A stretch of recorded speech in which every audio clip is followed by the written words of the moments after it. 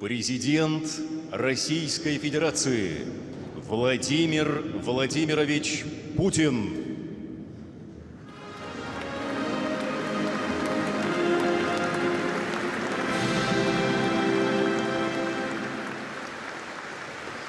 Благодарю вас, пожалуйста. Прошу. Прошу вас.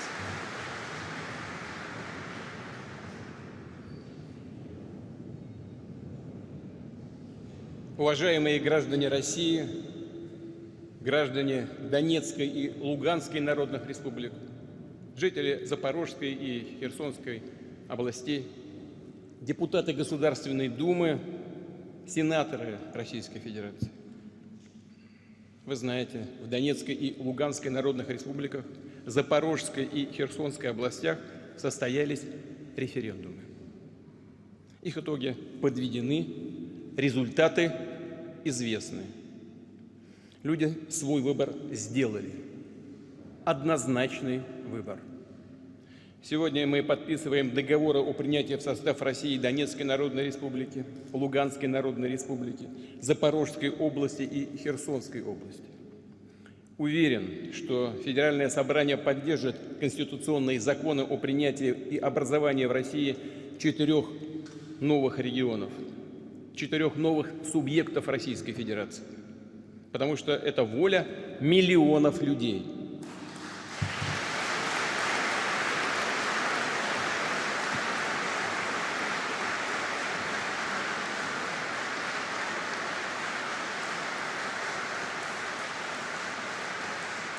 И это, конечно, их право, их неотъемлемое право, которое закреплено в 1 статье Устава ООН, где прямо сказано о принципе равноправия и самоопределения народов.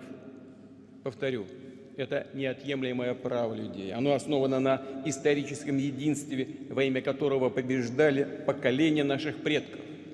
Те, кто от истоков Древней Руси на протяжении веков созидал и защищал Россию. Здесь, в Новороссии, сражались Румянцев, Суворов и Ушаков. Основывали новые города Екатерина II и Потемкин. Здесь стояли насмерть наши деды и прадеды во время Великой Отечественной войны. Мы всегда будем помнить героев русской весны, тех, кто не смирился в 2014 году с неонацистским государственным переворотом на Украине. Всех, кто погиб за право говорить на родном языке, сохранять свою культуру, традиции, веру, за право жить.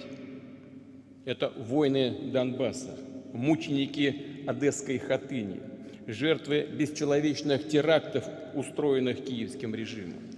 Это добровольцы и ополченцы, это мирные жители, дети, женщины, старики, русские, украинцы, люди самых разных национальностей.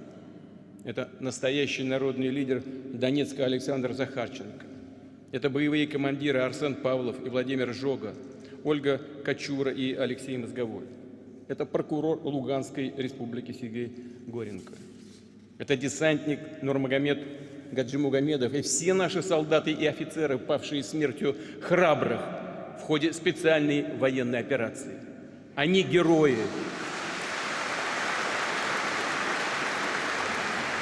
Герои Великой России. И прошу почтить их память минутой молчания.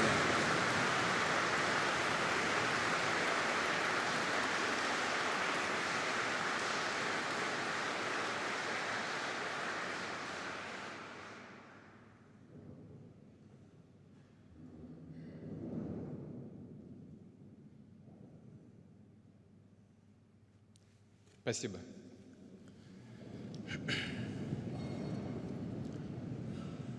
За выбором миллионов жителей в Донецкой и Луганской народных республиках, в Запорожской и Херсонской областях наша общая судьба и тысячелетняя история. Эту духовную связь люди передавали своим детям и внукам. Несмотря на все испытания, пронесли через года любовь к России. И это чувство никто не может в нас уничтожить. Вот почему и старшие поколения, и молодежь, те, кто родился уже после трагедии распада Советского Союза, голосовали за наше единство, за наше общее будущее. В В 1991 году в Беловежской пуще, не спрашивая волю рядовых граждан, представители партийных тогдашних элит приняли решение о развале СССР. И люди в одночасье оказались оторванными от своей родины. Это по-живому разорвало, расчленило нашу народную общность, обернулось национальной катастрофой. Как когда-то после революции кулуарно нарезали границы союзных республик, так и последние руководители Советского Союза, вопреки прямому волеизъявлению большинства людей на референдуме 1991 года, развалили нашу великую страну, поставили народа просто перед фактом. Допускаю, что они даже до конца не понимали, чего делают, и к каким последствиям это неизбежно в конце концов приведет. Но это уже не важно. Советского Союза нет. Прошлого не вернуть. Да и России сегодня это уже и не нужно. Мы к этому не стремимся. Но нет ничего сильнее решимости миллионов людей, которые по своей культуре, вере, традициям, языку считают себя частью России, чьи предки на протяжении веков жили в едином государстве. Нет ничего сильнее решимости этих людей вернуться в свое подлинное историческое отечество. Долгие 8 лет людей на Донбассе подвергали геноциду, обстрелам и блокаде. А в Херсоне и Запорожье в них пытались преступно взрастить ненависть к России, ко всему русскому. Сейчас уже в ходе референдумов киевский режим грозил расправой, смертью школьным учителям, женщинам, работавшим в избирательной комиссии. Запугивал репрессиями миллионы людей, которые пришли выразить свою волю. Но несломленный народ Донбасса, Запорожья и Херсона сказал свое слово. Хочу, чтобы меня услышали киевские власти и их реальные хозяева на Западе, чтобы это запомнили все. Люди, живущие в Луганске, Донецке, Херсоне и Запорожье, становятся нашими гражданами навсегда.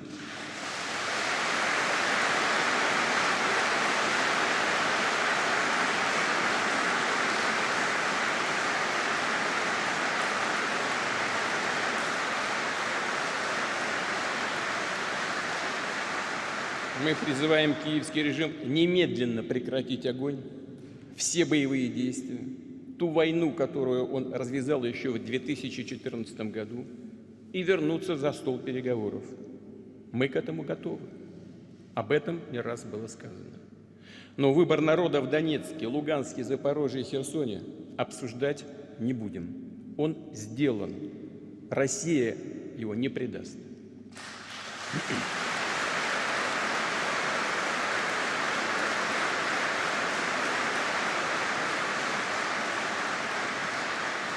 И сегодняшние киевские власти должны относиться к этому свободному волеизъявлению людей с уважением, и никак иначе.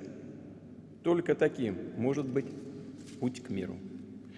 Мы будем защищать нашу землю всеми имеющимися у нас силами и средствами. И сделаем все, чтобы обеспечить безопасную жизнь наших людей. В этом великая освободительная миссия нашего народа. Обязательно отстроим разрушенные города и поселки.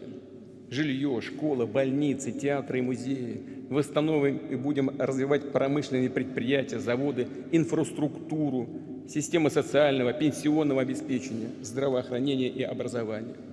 Конечно, будем работать над повышением уровня безопасности. Вместе сделаем так, чтобы граждане в новых регионах чувствовали поддержку всего народа России, всей страны, всех республик, всех краев и областей нашей огромной Родины.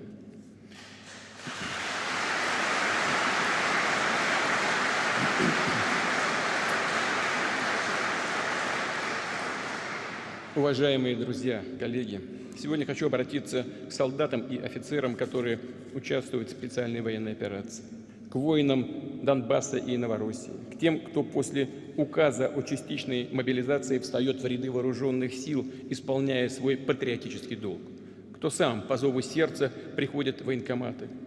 Хочу обратиться и к их родителям, женам, к детям, сказать о том, за что сражается наш народ, какой враг нам противостоит, Кто бросает мир в новые войны и кризисы, извлекая из этой трагедии свою кровавую выгоду? Наши соотечественники, наши братья и сестры на Украине, родная часть нашего единого народа, своими глазами увидели то, что правящие круги так называемого Запада готовят всему человечеству. Здесь они, по сути, просто сбросили маски, проявили свое истинное нутро. После распада Советского Союза Запад решил, что миру, всем нам навсегда придется мириться с его диктатом. Тогда, в 1991 году, Запад рассчитывал, что Россия от таких потрясений уже не оправится и дальше развалится сама по себе.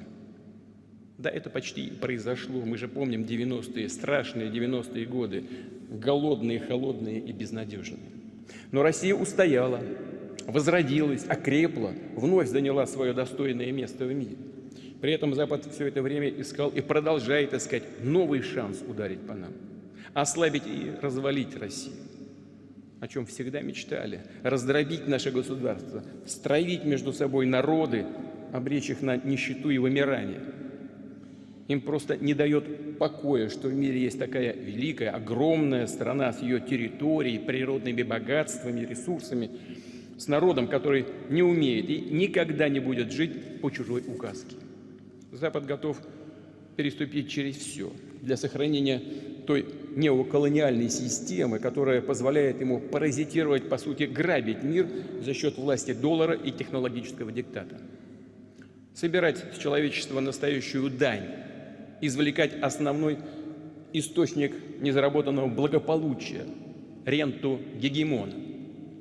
Сохранение этой ренты – их ключевой, подлинный и абсолютно корыстный мотив. Вот почему их интересам отвечает тотальная десуверенизация. Отсюда их агрессия к независимым государствам, к традиционным ценностям и к самобытным культурам, попытки подорвать неподконтрольные им интернациональные и интеграционные процессы, новые мировые валюты и центры технологического развития. Им критически важно, чтобы все страны сдали свой суверенитет в пользу Соединенных Штатов. Правящие верхушки одни государства добровольно соглашаются это сделать, добровольно соглашаются стать вассалами. Другие их подкупают, запугивают, а если не получается, разрушают целые государства, оставляя после себя гуманитарные катастрофы, бедствия, руины, миллионы загубленных и искореженных человеческих судеб, террористические анклавы, зоны социального бедствия, протектораты, колонии и полуколонии. Да им все равно, лишь бы получать свою выгоду. Хочу еще раз подчеркнуть, именно в алчности, в намерении сохранить свою ничем не ограниченную власть и есть подлинные причины той гибридной войны, которую коллективный Запад ведет против России. Они желают нам не свободы, а хотят видеть нас колонией. Хотят не равноправного сотрудничества, а грабежа. Хотят видеть нас не свободным обществом, а толпой бездушных рабов. Для них прямая угроза – наша мысль и философия.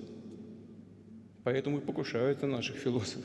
Наша культура для них представляет опасность и искусство, поэтому пытаются ее запретить. Наше развитие и процветание тоже для них угроза.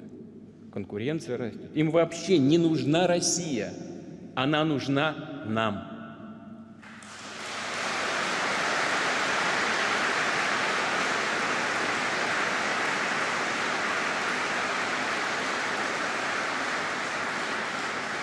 Хочу напомнить, что претензии на мировое господство в прошлом уже не раз разбивались о мужество и стойкость нашего народа. Россия всегда будет Россией. Мы и сейчас защитим и наши ценности, и нашу Родину. Запад рассчитывает на безнаказанность, на то, что ему все сойдет с рук. Да все, собственно говоря, все исходило с рук до сих пор. Соглашения в сфере стратегической безопасности летят в мусорную корзину. Договоренности, достигнутые на самом высоком политическом уровне, объявляются небылицами. Твердое обещание не расширять НАТО на восток, как только на них купились наши прежние руководители, обернулись грязным обманом. Договоры по противоракетной обороне и ракетам средней и меньшей дальности в одностороннем порядке под надуманными предлогами разорваны. Только и слышим со всех сторон: Запад отстаивает порядок, основанный на правилах. Откуда они взялись? Кто вообще видел эти правила? Кто согласовывал? Послушайте, это просто бред какой-то. Сплошной обман, двойные или уже тройные стандарты. На дураков рассчитано просто. Россия – великая тысячелетняя держава, страна-цивилизация. И по таким подтасованным, фальшивым правилам жить не будет.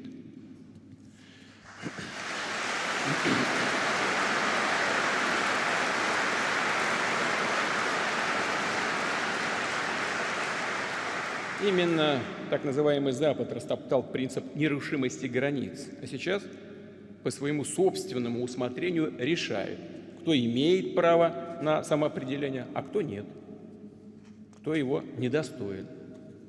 Почему они так решают? Кто им дал такое право? Непонятно. Сами себе. Вот почему у них вызывает дикую злобу выбор людей в Крыму, в Севастополе, в Донецке, Луганске, Запорожье и Херсоне. Никакого морального права давать ему оценки, даже заикаться о свободе и демократии у этого Запада нет. Нет и не было никогда. Западные элиты отрицают не только национальный суверенитет и международное право. Их гегемония имеет ярко выраженный характер тоталитаризма, деспотизма и апартеида. Они нагло делят мир на своих вассалов, на так называемые цивилизованные страны, и на всех остальных, кто по замыслу сегодняшних западных расистов должен пополнить список варваров и дикарей. Лживые ярлыки «страна-изгой», «авторитарный режим» уже готовы. Они клеймят целые народы и государства. И в этом нет ничего нового. Ничего нового в этом нет. Западные элиты какими были, такими и остались. Колонизаторскими. Они дискриминируют, разделяют народы на первый и иной сорта. Мы никогда не принимали и не примем такой политический национализм и расизм. А чем, как не расизмом, является русофобия, распространяемая сейчас по всему миру? Чем, как не расизмом, является безапелляционная убежденность Запада в том, что его цивилизация, неолиберальная культура – это непререкаемый образец для всего мира. Кто не с нами, тот против нас. Странно даже все это звучит. Даже покаяние в своих собственных исторических преступлениях западные элиты перекладывают на всех остальных, требуя и от граждан своих стран, и от других народов повиниться за то, к чему они вообще не имеют никакого отношения, например, за период колониальных захватов. Стоит напомнить Западу, что он начал свою колониальную политику еще в период Средневековья, а затем последовала мировая работорговля, геноцид индейских племен в Америке, разграбление Индии, Африки, войны Англии и Франции против Китая, в результате которых он был вынужден открыть свои порты для торговли опиумом. То, что они делали, подсаживали целые народы на наркотики, целенаправленно истребляли целые этносы ради земли и ресурсов, устраивали настоящую охоту на людей, как на зверей. Это противно самой природе человека, правде, свободе и справедливости. А мы гордимся тем, что в 20 веке именно наша страна возглавила антиколониальное движение, которое открыло многим народам мира возможности для развития, для того, чтобы сокращать бедность и неравенство, побеждать голод и болезни. Подчеркну, что одна из причин многовековой русофобии, нескрываемой злобы этих западных элит в отношении России как раз и состоит в том, что мы не дали себя обобрать в период колониальных захватов, заставили европейцев вести торговлю к взаимной выгоде. Этого удалось достичь, создав в России сильное централизованное государство, которое развивалось, укреплялось на великих нравственных ценностях православия, ислама, иудаизма и буддизма, на открытых для всех русской культуре и русском слове. Известно, что неоднократно строились планы интервенции в России. Пытались использовать и смутное время начала XVII века, и период потрясений после 1917 года. Не удалось. До богатств России Запад все-таки сумел дорваться в конце XX века, когда государство было разрушено. Тогда нас называли и друзьями, и партнерами, а на самом деле относились как к колонии. Из страны выкачали $триллионы по самым разным схемам. Мы это все помним, ничего не забыли. И в эти дни люди в Донецке и Луганске, в Херсоне и Запорожье высказались за то, чтобы восстановить наше историческое единство. Спасибо.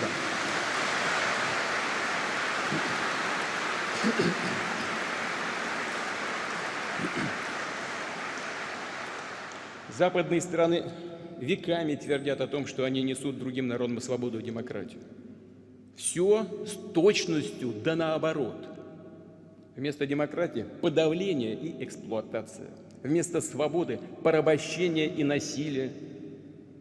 Весь однополярный миропорядок по своей сущности антидемократичен и несвободен. Он лжив и лицемерен насквозь. США – единственная страна в мире, дважды применившая ядерное оружие, уничтожив японские города Хиросиму и Нагасаки. Кстати говоря, создали прецедент. Напомню о том, что США вместе с англичанами превратили в руины без всякой военной необходимости во время Второй мировой войны Дрезден, Гамбург, Кёльн и многие другие немецкие города. И это было сделано демонстративно, без всякой, повторю, военной необходимости. Цель была только одна, так же, как и в случае с ядерными бомбардировками в Японии – запугать и нашу страну, и весь мир.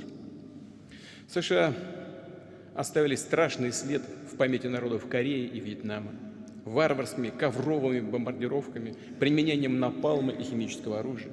До сих пор фактически оккупируют Германию, Японию, Республику Корея, да и другие страны. И при этом цинично называют их равноправными союзниками. Послушайте, интересно, что это за союзничество такое? Но весь мир же знает, что за руководителями этих стран следят. Первым лицам этих государств устанавливают подслушивающие устройства не только в служебных, но и в жилых помещениях. Это настоящий позор. Позор и для тех, кто это делает, и для тех, кто, как рабы, молча и безропотно глотает это хамство. Приказы и грубые оскорбительные окрики в адрес своих вассалов они называют евроатлантической солидарностью. Разработку биологического оружия, опыты над живыми людьми, в том числе на Украине, благородными медицинскими исследованиями. Именно своей разрушительной политикой, войнами, грабежом они спровоцировали сегодняшний колоссальный всплеск миграционных потоков. Миллионы людей терпят лишения, издевательства, гибнут тысячами, пытаясь добраться до той же Европы. Вот вывозят сейчас хлеб из Украины. Куда он идет? Под предлогом обеспечить продовольственную безопасность беднейших стран мира. Куда идет? Да все идет в те же европейские страны. Там 5% только ушло в беднейшие страны мира. Опять очередное надувательство и прямой обман. Американская элита, по сути, использует трагедию этих людей для ослабления своих конкурентов, для разрушения национальных государств. Это касается и Европы, это касается и идентичности Франции, Италии, Испании, других стран с многовековой историей.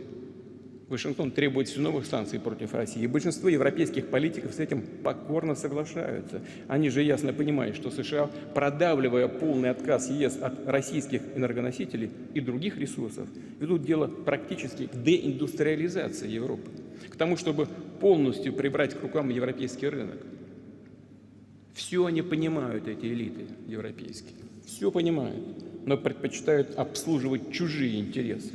Это уже не лакейство, а прямое предательство своих народов. Но это Бог с ними, это их дело. Но англосаксам уже мало санкций. Они перешли к диверсиям. Невероятно, но факт. Организовав взрывы на международных газовых магистралях Северного потока, которые проходят по дну Балтийского моря, фактически приступили к уничтожению общеевропейской энергетической инфраструктуры. Всем же очевидно, кому это выгодно. Кому выгодно, тот и сделал, конечно. Диктат США строится на грубой силе, на кулачном праве. Бывает красиво обернуто, бывает без всякой обертки, но суть одна и та же – кулачное право.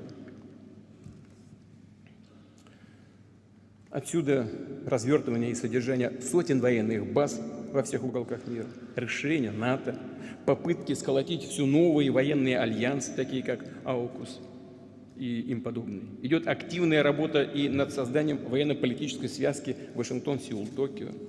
Все эти государства, которые обладают или стремятся обладать подлинным стратегическим суверенитетом и способны бросить вызов западной гегемонии, автоматически зачисляются в разряд врагов. Именно на этих принципах строятся военные доктрины США и НАТО, требующие ни много ни мало тотального доминирования. Свои неоколониальные планы западные элиты преподносят также лицемерно, даже с претензией на миролюбие. Говорят о неком сдерживании. И подобное лукавство, подобное лукавое слово кочует из одной стратегии в другую, а по сути означает только одно – подрыв любых суверенных центров развития. Мы уже слышали о сдерживании России, Китая, Ирана. Полагаю, что на очереди и другие страны Азии, Латинской Америки, Африки, Ближнего Востока, а также нынешние партнеры и союзники США. Но мы же знаем, как чего не понравится, они и против союзников вводят санкции. То против одного банка, то против другого, то против одной компании, то против другой. Это же практика и будет расширяться. У них под прицелом находятся все, в том числе наши ближайшие соседи, страны СНГ. Вместе с тем, Запад явно и уже давно выдает желаемое за действительное. Так, затевая санкционный блицкриг против России, они полагали, что смогут в очередной раз по своей команде построить весь мир. Но, как оказалось, столь радужная перспектива возбуждает далеко не всех. Разве что законченных политических мазохистов и поклонников других нетрадиционных форм международных отношений. Большинство государств отказываются брать под козырек, а выбирают разумный путь сотрудничества с Россией. Такой непокорности Запад от них явно не ожидал. Просто привыкли действовать по шаблону, все брать нахрапом, шантажом, подкупом, запугиванием. И убеждают себя в том, что эти методы будут работать вечно, словно закостенели и застыли в прошлом. Подобная самоуверенность – прямое порождение не только пресловутой концепции собственной исключительности, хотя и это, конечно, вызывает удивление просто, но и настоящего информационного голода на Западе. Правду утопили в океане мифов, иллюзий и фейков, используя запредельно агрессивную пропаганду. Врут напропалую, как Геббельс. Чем невероятнее ложь, тем быстрее в него поверят. Вот так и действует по этому принципу. Но людей нельзя накормить напечатанными долларами и евро. Накормить этими бумажками нельзя. А виртуальные, надутые капитализацией западных социальных сетей невозможно обогреть жилище. Все это важно, о чем я говорю. Но не менее важно и то, о чем только что было сказано. Бумажками никого не накормишь. Продовольствие нужно. И надутыми капитализациями тоже никого не обогреешь. Энергоносители нужны. Поэтому политикам и в той же Европе приходится убеждать своих сограждан меньше есть, реже мыться, а дома потеплее одеваться. А тех, кто начинает задавать справедливые вопросы, собственно говоря, почему? Почему так? Немедленно объявляют врагами, экстремистами и радикалами. Переводят стрелки на Россию, говорят, вот, мол, кто источник всех ваших бед. Опять врут. Что хочу особо отметить, подчеркнуть. Есть все основания полагать, что западные элиты не собираются искать конструктивные выходы из мирового продовольственного, энергетического кризиса, который возник по их вине, именно по их вине, в результате их многолетней политики еще задолго до нашей специальной военной операции на Украине, в Донбассе. Но не намерен решать проблемы несправедливости, неравенства.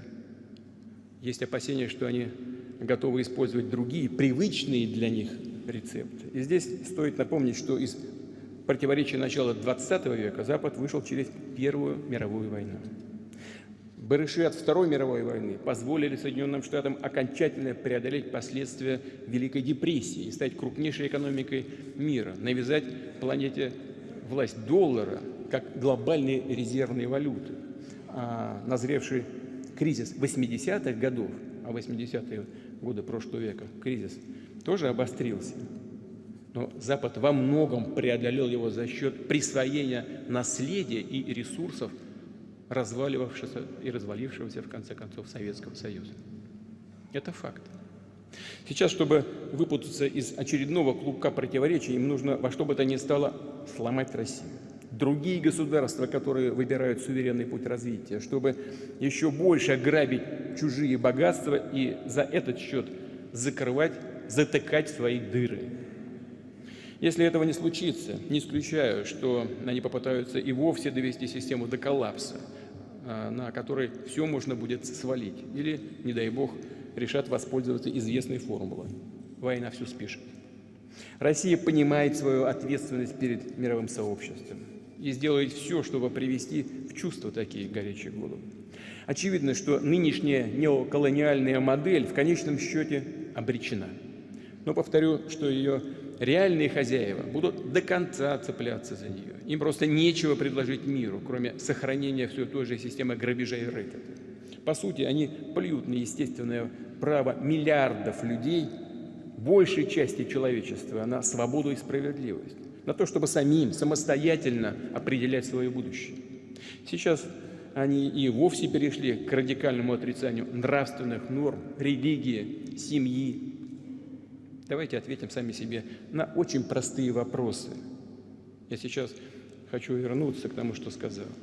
Хочу обратиться и ко всем гражданам страны, не только к тем коллегам, которые в зале находятся, ко всем гражданам России. Разве мы хотим, чтобы у нас здесь, в нашей стране, в России, вместо мамы и папы был родитель номер 1, номер 2, номер 3? Совсем спятили уже. Разве мы хотим, чтобы в наших школах с начальных классов детям навязывали извращения, которые ведут к деградации и вымиранию? Чтобы им вдалбливали, что кроме женщины и мужчины якобы существуют еще некие гендеры, и предлагали сделать операцию по смене пола. Но разве мы все этого хотим для своей страны и для своих детей? Для нас все это неприемлемо. У нас другое, свое будущее. Повторю, диктатура западных элит направлена против всех обществ, в том числе и народов самих западных стран. Это вызов всем. Такое полное отрицание человека, ниспровержение веры и традиционных ценностей, подавление свободы приобретает черты религии наоборот, откровенного сатанизма. В Нагорной проповеди Иисус Христос, обличая лжепророков, говорит: «По плодам их узнаете их». И эти ядовитые плоды уже очевидны людям. Не только в нашей стране, во всех странах, в том числе для многих людей и в самом Западе. Мир вступил в период революционных трансформаций. Они носят фундаментальный характер. Формируются новые центры развития. Они представляют большинство мирового сообщества и готовы не только заявлять о своих интересах, но и защищать их. И в многополярности видят возможность укрепить свой суверенитет, а значит обрести истинную свободу, историческую перспективу. Свое право на самостоятельное, творческое, самобытное развитие, на гармоничный процесс. Во всем мире, в том числе и в Европе и Соединенных Штатах, как я уже сказал, у нас много единомышленников, и мы чувствуем, мы видим их поддержку. Внутри самых разных стран и обществ уже развивается по своему характеру освободительное, антиколониальное движение против однополярной гегемонии. Его субъектность только будет нарастать. Именно эта сила будет определять будущую геополитическую реальность. Уважаемые друзья, сегодня мы боремся за справедливый и свободный путь, прежде всего для нас самих, для России, за то, чтобы диктат, деспотизм навсегда остались в прошлом. Убежден, страны и народы понимают, что политика, построенная на исключительности кого бы то ни было, на подавлении других культур и народов, по сути своей преступна, что мы должны перевернуть эту позорную страницу. Начавшийся слом западной гегемонии необратим. И вновь повторю, как прежде уже не будет.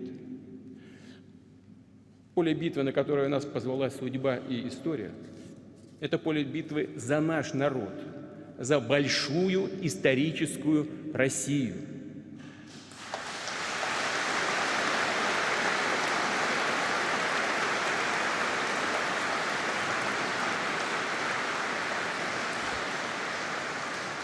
за большую историческую Россию, за будущие поколения, за наших детей, внуков и правнуков.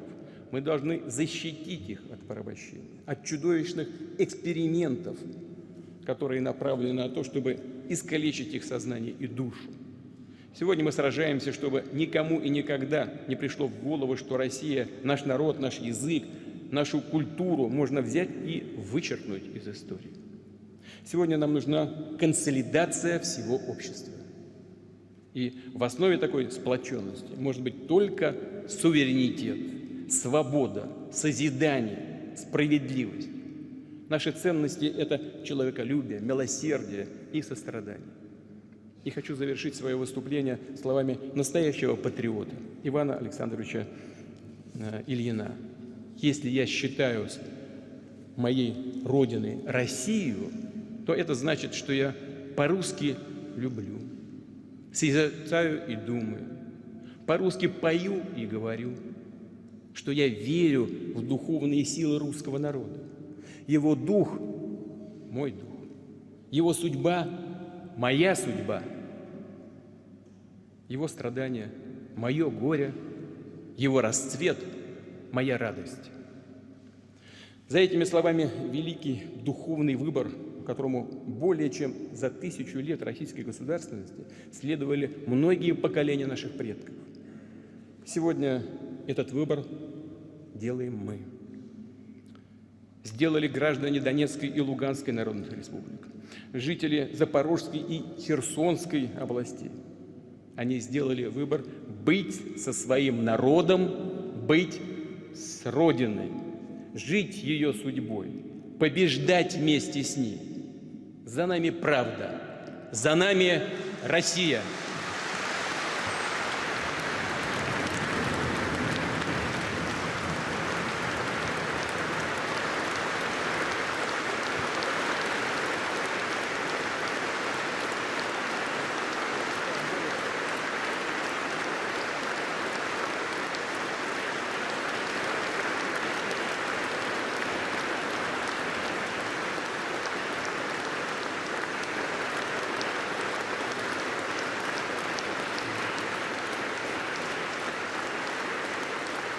Начинается церемония подписания документов.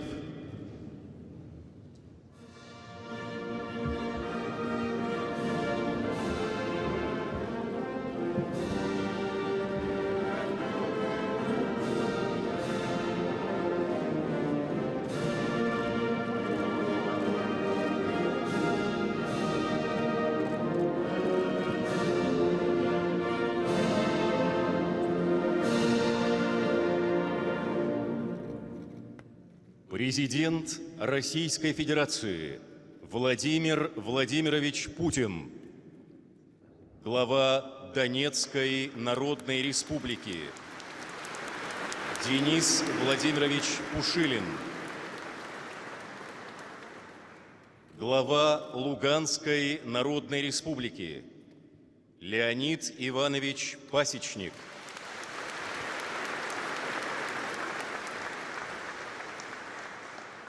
глава Запорожской области Евгений Витальевич Балецкий,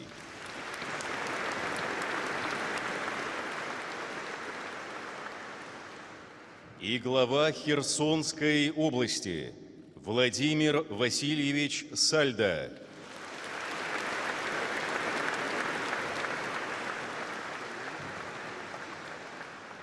Подписывают договоры между Российской Федерацией и Донецкой Народной Республикой.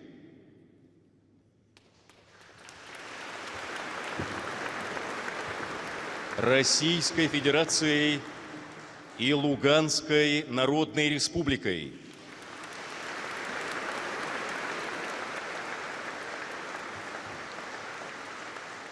Российской Федерацией и Запорожской областью.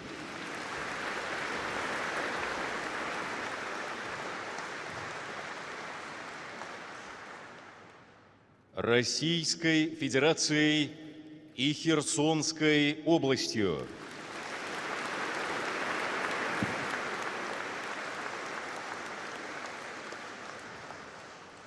о принятии в Российскую Федерацию Донецкой Народной Республики,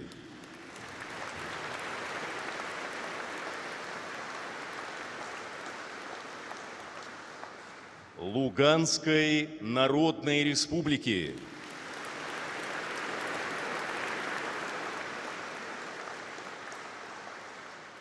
Запорожской области,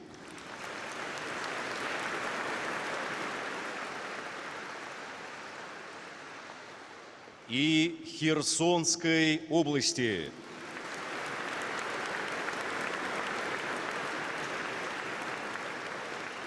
И образовании в составе Российской Федерации новых субъектов.